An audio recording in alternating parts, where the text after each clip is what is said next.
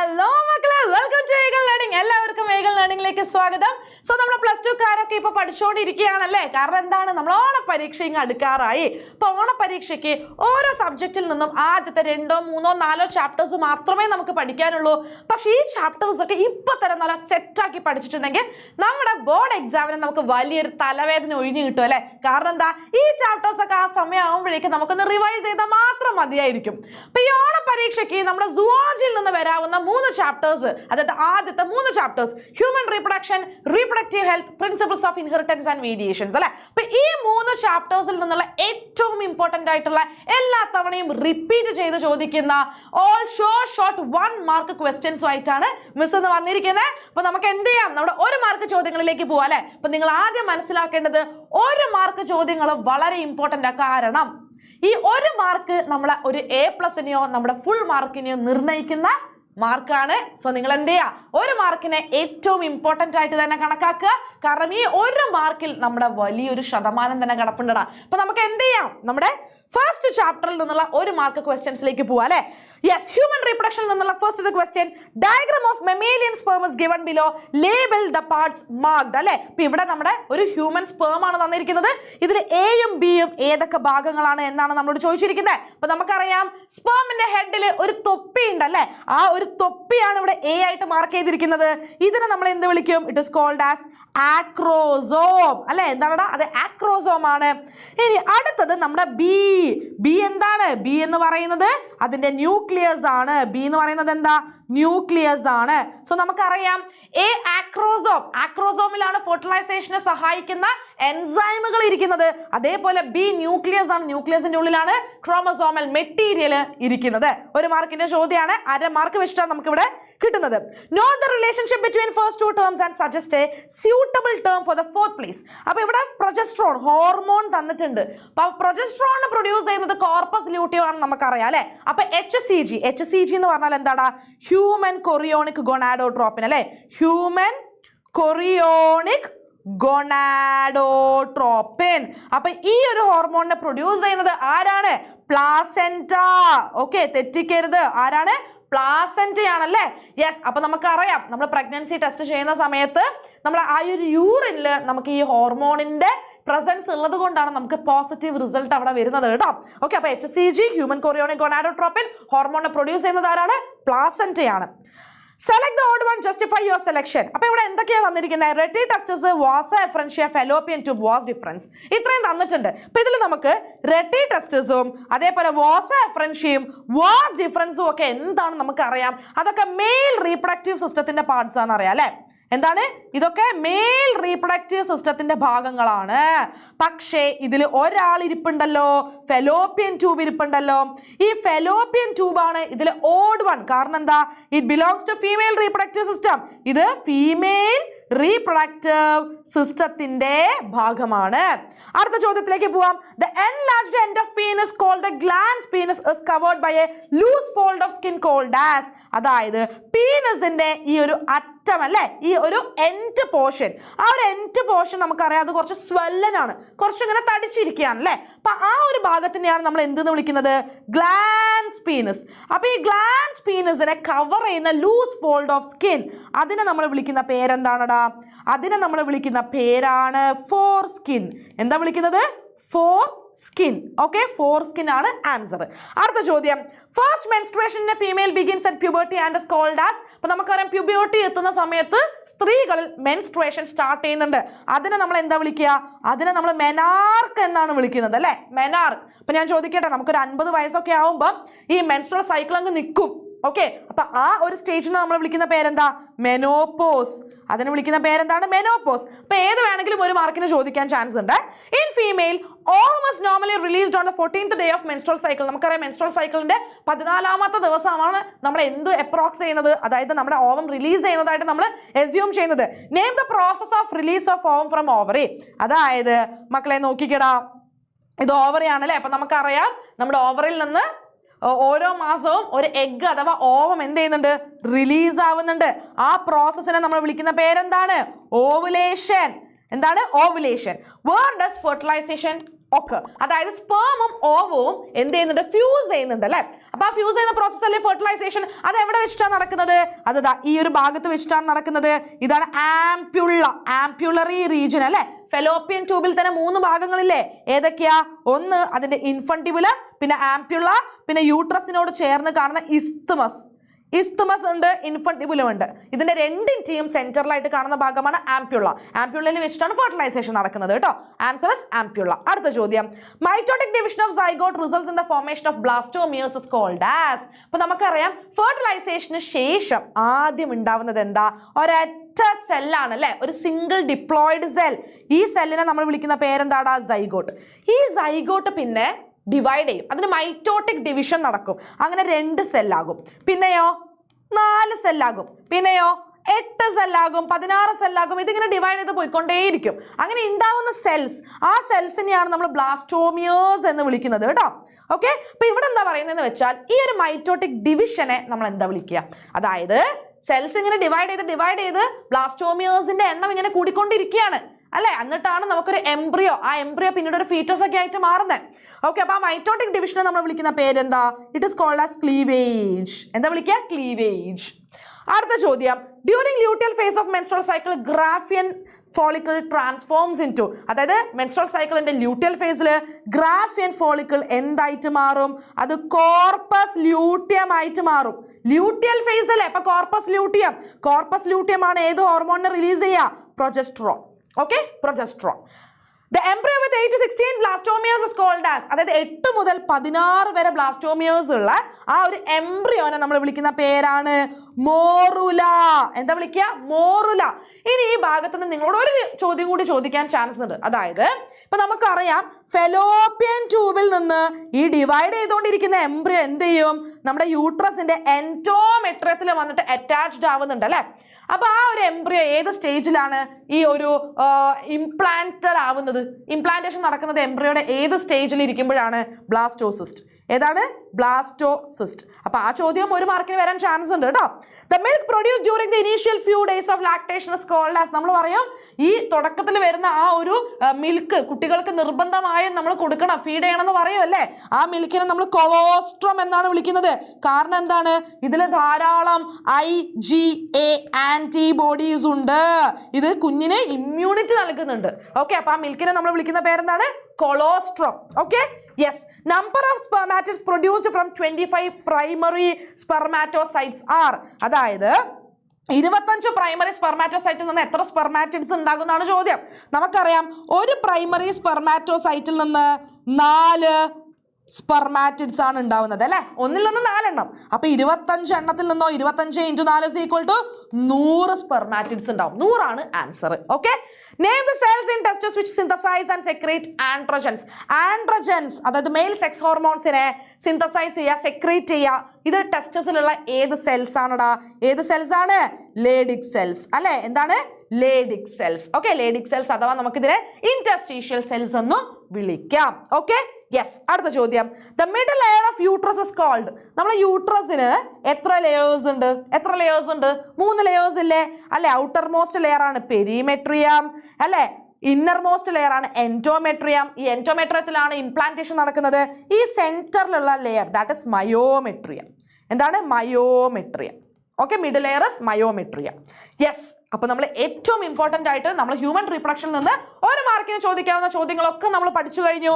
അടുത്തത് റീപ്രൊഡക്റ്റീവ് ഹെൽത്തിലെ 1ാമത്തെ ചോദ്യം, one among the contraceptive method is peculiar, find odd one out and what is the common among others. അപ്പൊ നമുക്ക് ഇവിടെ കുറെ contraceptive methods തന്നിട്ടുണ്ട്. ഇതിൽ ഓഡ് വൺ ഔട്ട് ഏതാണെന്ന ചോദ്യം.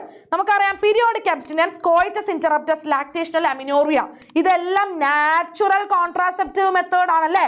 പക്ഷെ IUD എന്താ? IUD ഇൻട്രാ യൂട്ടറൈൻ ഡിവൈസസ് അല്ലെ. ഇത് എന്ത് മെത്തേഡ് ആണടാ? Intra uterine devices. ഇത് വേറെ തന്നെയാണ്. ഓക്കെ, ഇൻട്രാ യൂട്രൈൻ ഡിവൈസസ് എന്ന് പറയുന്നത് വേറെയാണ്. നമുക്ക് ഇതിൽ എന്ത് ചെയ്യാൻ പറ്റില്ല? ഉൾപ്പെടുത്താനായിട്ട് പറ്റില്ല. അപ്പൊ IUDs ആണ് ഇവിടെ എന്തെന്ന് പറയുന്നത്? ഓഡ് വൺ ഔട്ട് എന്ന് പറയുന്നത്. Okay, identify the diagram and write how it acts. Okay, അപ്പൊ ഈ ഡയഗ്രാം കണ്ടാൽ തന്നെ നമുക്ക് മനസ്സിലാകും ഇതൊരു IUD ആണ്. ഓക്കെ, IUD ആണ്. ഇതിനെ നമ്മൾ എന്താ വിളിക്കുക? ഇതിനെ കോപ്പർ ടി എന്നാണ് വിളിക്കുക അല്ലെ. ഇതെങ്ങനെയാണ് ആക്ട് ചെയ്യുന്നത്, എങ്ങനെ പ്രവർത്തിക്കുന്നത്? അതായത് നമ്മുടെ യൂട്രസിൽ നമ്മൾ ഈ ഒരു കോപ്പർ ടി പ്ലേസ് ചെയ്ത് വെക്കും.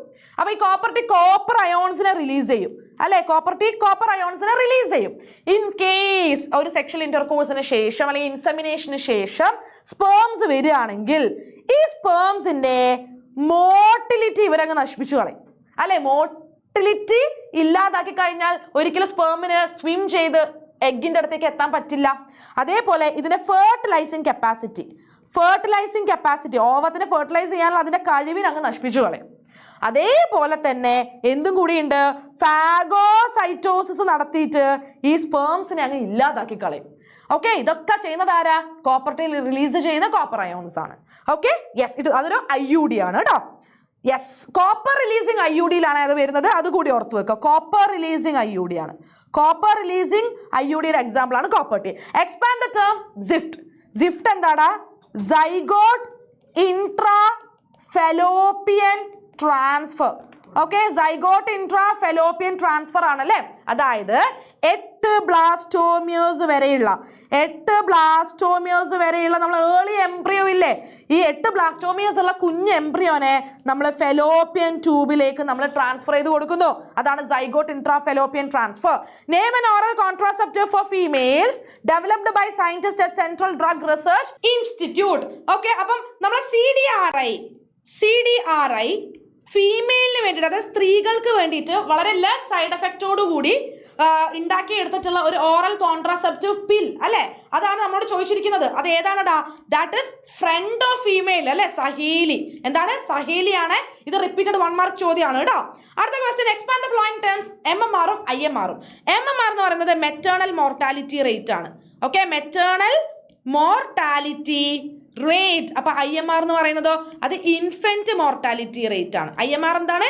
Infant mortality rate. Okay, name the technique of transferring embryos up to 8 blastomeres into fallopian tube. 8 blastomeres മാത്രമുള്ള ഒരു ഏർലി എംബ്രിയോനെ നമ്മൾ ഫീമെയിലിന്റെ ഫെലോപ്പിയൻ ട്യൂബിലേക്ക് ട്രാൻസ്ഫർ ചെയ്ത് കൊടുക്കുകയാണെങ്കിൽ അതിനെ നമ്മൾ എന്ത് വിളിക്കും?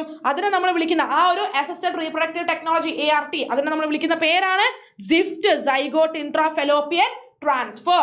Okay, select the relationship between the first two words and fill the blank space with a suitable word. അപ്പോൾ നമുക്ക് ഇവിടെ തന്നിരിക്കുന്നത് എന്താ? Sterilisation in male. അപ്പോൾ നമ്മൾ കോൺട്രാസെപ്റ്റീവ് മെത്തേഡ്സിൽ ഇറിവേഴ്സിബിൾ എന്ന് പഠിക്കുന്നത് എന്താ? സ്റ്റെറിലൈസേഷൻ മെത്തേഡ് അല്ലെങ്കിൽ സർജിക്കൽ മെത്തേഡ് ആണ്. മെയിലിലെ സർജിക്കൽ മെത്തേഡിനെ നമ്മൾ വാസക്ടമി എന്നാണ് വിളിക്കുന്നത്. കാരണം അവിടെ കട്ട് ചെയ്ത് അവിടെ അങ്ങനെ ടൈ ചെയ്ത് വെച്ചിരിക്കുന്നത് വാസ് ഡിഫറൻസിനെയാണ്.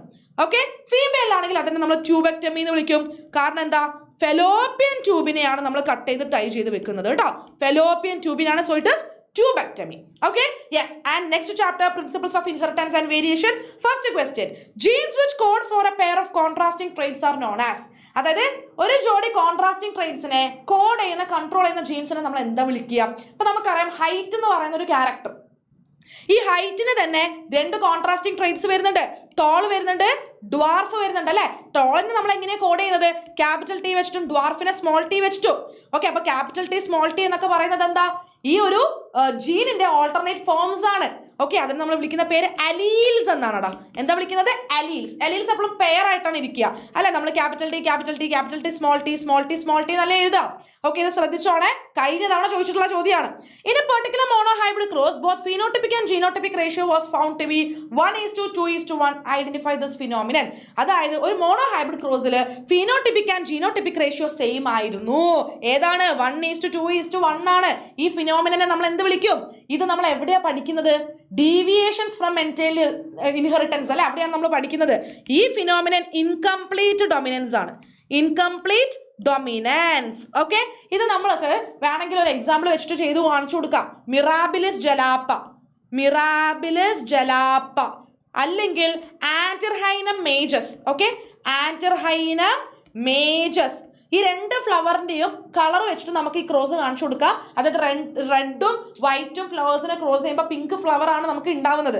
ഓക്കെ, അതാണ് incomplete dominance. Okay, identify the simple used in Pedigree analysis. ഇത് 1 മാർക്കിനും 2 മാർക്കിനും 3 മാർക്കിനും വരെ ചോദിക്കുന്ന സിമ്പിൾ ആയിട്ടുള്ള ഒരു ചോദ്യമാണ്. പെഡിഗ്രി അനാലിസിസിലെ സിമ്പിൾസ് പഠിച്ചു വെച്ചോളാം. ഒരൊറ്റ ഒരു സ്ക്വയർ ഇതെന്തിനാണ് ഡിനോട്ട് ചെയ്യുന്നത്?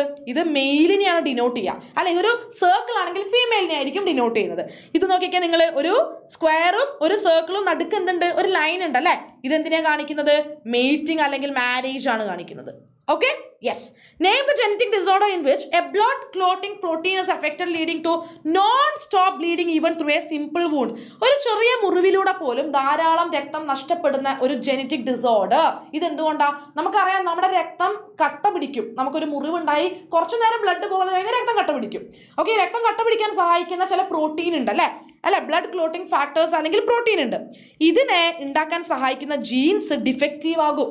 ആ ജീൻസിന് മ്യൂട്ടേഷൻ സംഭവിക്കുമ്പോൾ ആ പ്രോട്ടീൻ അവിടെ ഉണ്ടാവുന്നില്ല, അല്ലെങ്കിൽ ആ ക്ലോട്ടിംഗ് ഫാക്ടർ അവിടെ ഉണ്ടാവുന്നില്ല. അപ്പൊ ആരാ രക്തം കട്ട പിടിപ്പിക്കുക? ആരുണ്ടാവില്ല. ഓക്കെ, അപ്പൊ അങ്ങനെയുള്ള ആൾക്കാർക്ക് രക്തം കട്ട പിടിക്കാത്തൊരവസ്ഥ, ചെറിയ മുറിവിലൂടെ പോലും ധാരാളം ബ്ലീഡിങ് ഉണ്ടാവുന്ന ഒരു അവസ്ഥ. And it is called as haemophilia. എന്താ വിളിക്കുന്നത്? Haemophilia. Correct the amino acid sequence of sickle cell hemoglobin. Okay, അപ്പൊ സിക്കിൾ സെൽ ഹീമോഗ്ലോബിന്റെ കറക്റ്റ് അമിനോ ആസിഡ് സീക്വൻസ് ആക്കി നമ്മൾ ഇവിടെ കൊടുക്കണം. ഇവിടെ തന്നിരിക്കുന്നത് നോർമൽ ആയിട്ടുള്ള നമ്മുടെ ബീറ്റാ ഗ്ലോബിൻ ചെയിൻ ഇല്ലേ, അതായത് ഹീമോഗ്ലോബിനിൽ തന്നെ നമുക്കറിയാം 4 പോളിപെപ്റ്റൈഡ് ചെയിനുകൾ ഉണ്ട്, 2 ആൽഫയും 2 ബീറ്റയും. ഇതിലെ ബീറ്റാ ഗ്ലോബിൻ ചെയിൻ ഡിഫക്റ്റീവ് ആവുമ്പോഴാണ് നമുക്ക് സിക്കിൾ സെൽ അനീമിയ വരുന്നത്.